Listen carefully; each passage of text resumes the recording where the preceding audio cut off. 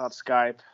Yeah, I didn't know My too much fault. about it. My wife had Yeah, to help me put it together. yeah, I'm sorry about that. No problem at all. Yeah. Well, I won't take up too much of your time here, so I'll get going right away. Um, just go ahead and introduce yourself and tell us about your dog life journey and Okay. My name is Reginald. Uh, I'm the kennel owner of Ironstone, located in Maryland. I've been in the breed for like 7, 8 years now. Uh, that's pretty much it as far as hmm that. Ironstone Kennels. Uh, how I got started? Well, I didn't choose the breed. The breed chose me. At first, I liked it like bully pit bulls and stuff of that nature. Uh, well, in my county, you can't have pit bulls, so they were banned. My father-in-law had a friend that breeds Connie Corsos, and he hit me up because he knew I had to get rid of it.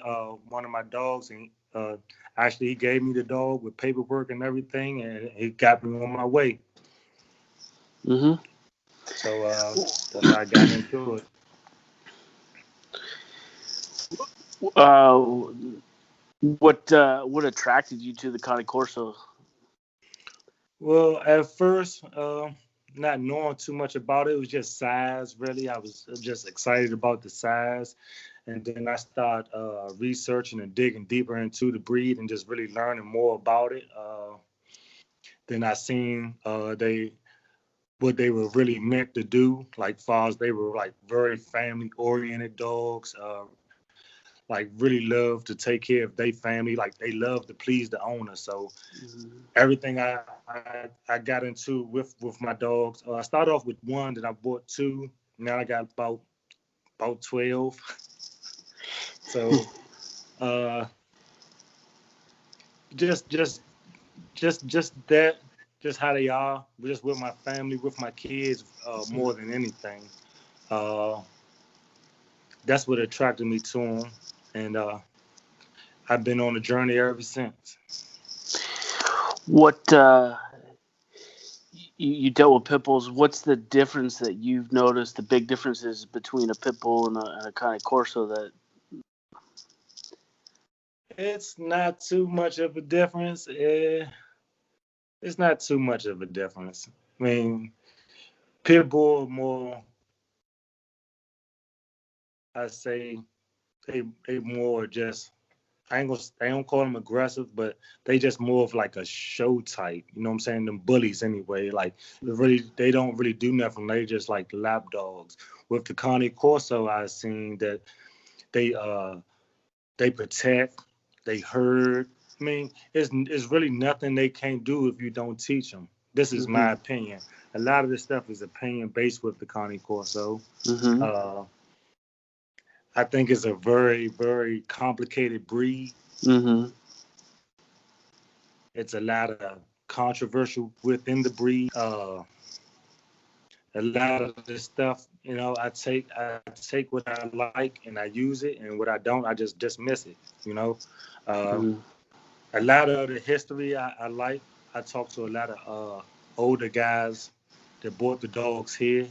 hmm Uh, Mike Santilli Jr. I talked to Jeff Hall. Uh, I got a few guys in Italy that I talked to. Well, Kenneth James, very, very informative guy. Kenneth James and Sonny Rose. Sonny's in the UK, but they kennel partners.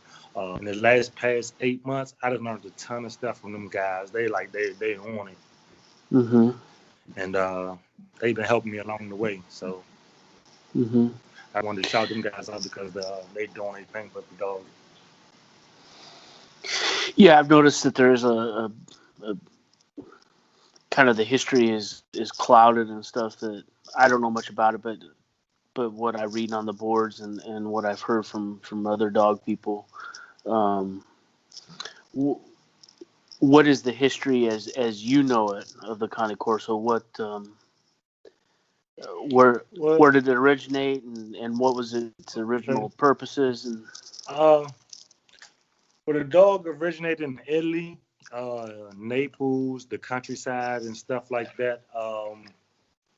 The dogs were used for guardian protection of the livestock over there. There was a lot of different types. That's why today you probably see different looks of the Connie Corso, because the farmers created the dogs to do certain tasks on their farms. So that's why you may have some bigger, some smaller, just a lot of different things. There was a lot of dishonest stuff going on after the dogs got very popular. You know, they was trying to produce mass because the United States was really into the dogs. So, but it was just maybe I don't want to say that because I don't want to offend no one, but it was just a lot of stuff going on.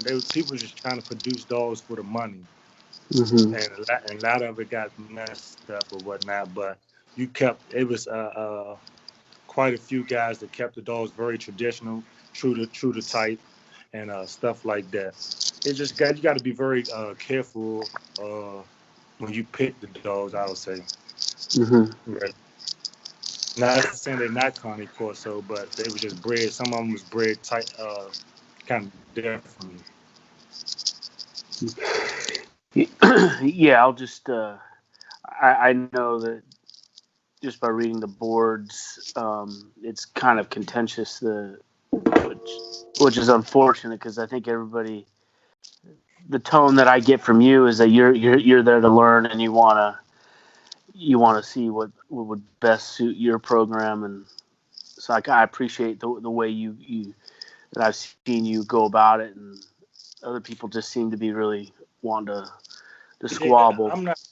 I'm not open. I mean, I'm very open minded. I listen to everyone's opinions, and and I do my own research and I read. And like in the 40s and 50s, the Neapolitan Mastiff. Back then in the Connie Corso, I feel as though it was the same dog. Uh, then years now, they've been bred differently. So now the Neos are very more like droopy in the face and skin and stuff like that. But at one point in time, I believe those were the same dogs. And it just bred differently now. Hmm. But definitely the same dog. What standard are you looking for in your yard? How are you trying to develop your dogs? Uh, but what I do is I do a lot of select breeding. I have kennel partners, Mr. Dion Tufkey and another partner of ours, Tim, which we each have about 4 or 5 dogs on our yard. And if we produce a litter, we'll use one of the best pups and raise that one up on his yard. And I'll keep one and raise it up and see. And we'll learn the different things about the dog. And if we feel as though they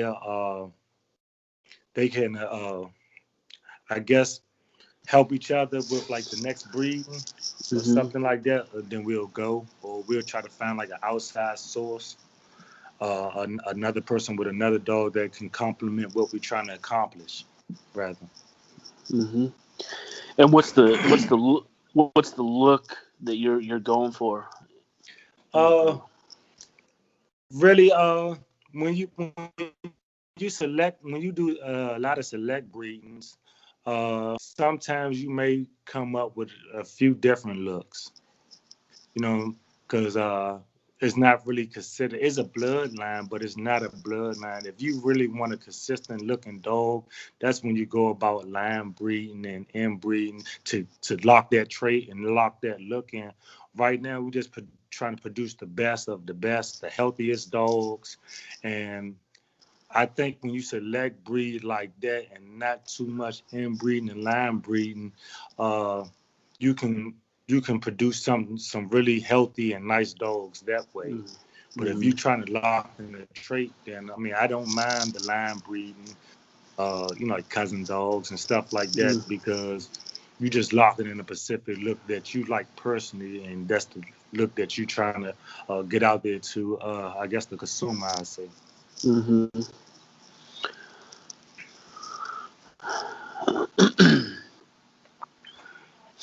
What what is the big differences you see today, like with the Strictly Show Connie Corsos and the kind of more your functional Corsos that are around here?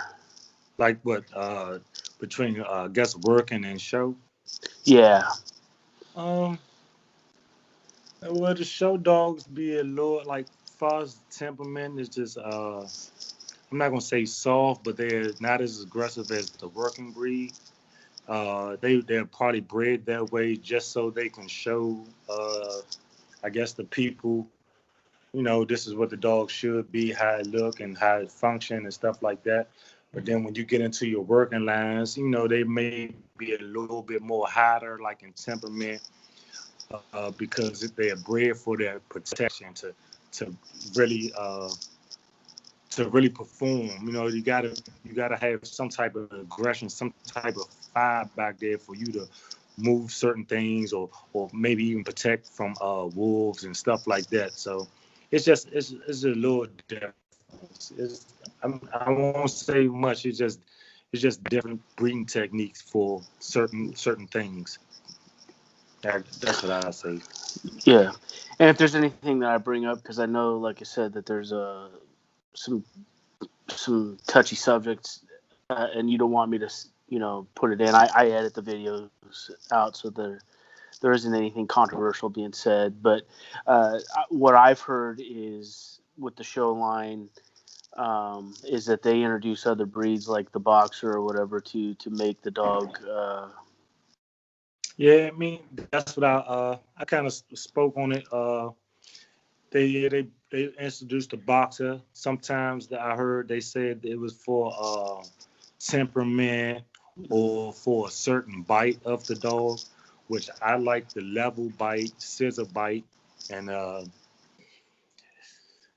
little undershot, but not too much. Uh, it was just certain things they were breeding for, or they were Mhm. trying to get out of their dog, and I guess that's why they introduced other breeds into it. I guess at the quote unquote recovery stage and stuff like that. So, man, it is what it is. I don't really like, I don't like the introduction of other breeds into another breed, because I think it shouldn't be there. So, Mhm. but other than the Abruzzese and stuff like that, I'm fine with, because that's what the farmers in Italy was using to create their dogs, the Bruzy Mastiffs and stuff like that. So I I'm okay with that, because that was part of the genetic makeup of the dog. Some of the Neo a little bit too. I heard the Satilis put the Neo in it. I mean, which wasn't bad, because, like I said, at one point in time, I feel as though they were the same dog. But Yeah. Right. Yeah. I just saw uh, the Mastiff cross with the Corso.